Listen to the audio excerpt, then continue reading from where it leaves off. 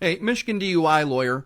I was watching some of the Parkland school case yesterday, and it dominated the headlines. The defense attorneys were being criticized by members of the public as well as by the judge.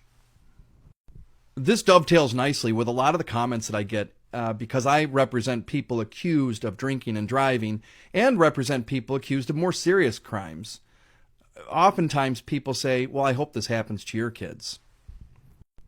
John Adams, who would go on to become the second president of the United States, defended the 8 British soldiers that were accused of killing people at the Boston Massacre. Not only did he do a great job at personal risk to himself, he won the case.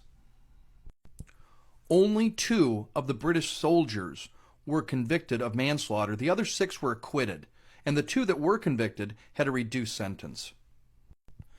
Each party in a criminal proceeding, the judge, the prosecutor, and the defense lawyer, all have their separate roles, and it's important for each party to maintain that proper role. Now, the defense attorneys in this case could be criticized for some things, but it is absolutely improper for the judge to interject herself and allow members of the public to actually threaten the children of the defense attorneys. The bottom line is this: if you don't have respect for the defense attorneys, even in a terrible case like this, you don't have respect for our system of justice. And this really bothered me. It hasn't been widely discussed, but I found a couple of people on Twitter talking about this.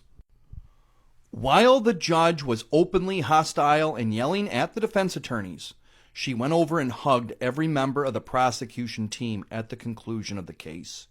This is not the proper role of a